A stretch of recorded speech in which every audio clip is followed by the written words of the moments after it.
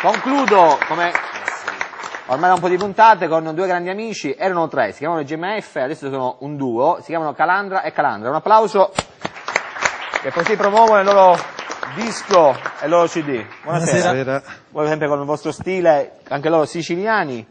Si vede. Maurizio, Dimmi. intanto il nome del disco e del singolo. Sì, il singolo è Cutiolo Dissi, un brano di Rosa Balestreri che noi abbiamo rivisitato in chiave moderna. Perfetto. Il CD si chiamerà Sicilia Incantata ed è di prossima uscita, contiamo di farlo uscire appunto per San Valentino.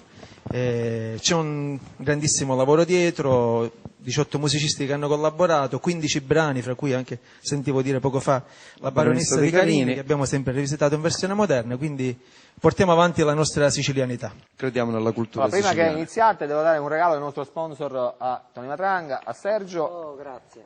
Anzi, se capite sono profumi. Perché Grazie Fabrizio. Un applauso ai Calandra e Calandra. Grazie.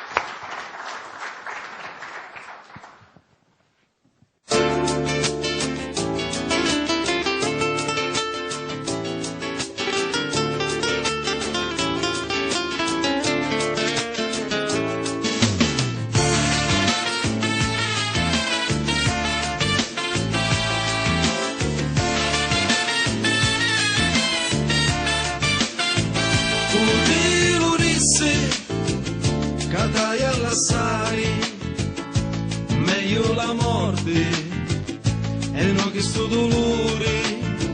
Ai ai ai ai, moro moro moro moro, sciatu de lume cori, l'amore mio sei tu.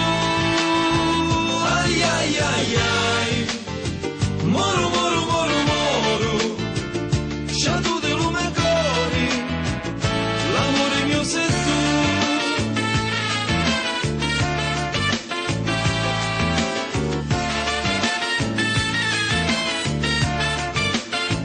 Cutilo risse, a ti anni cuzza, lo cuore scricchia, a picca picca picca.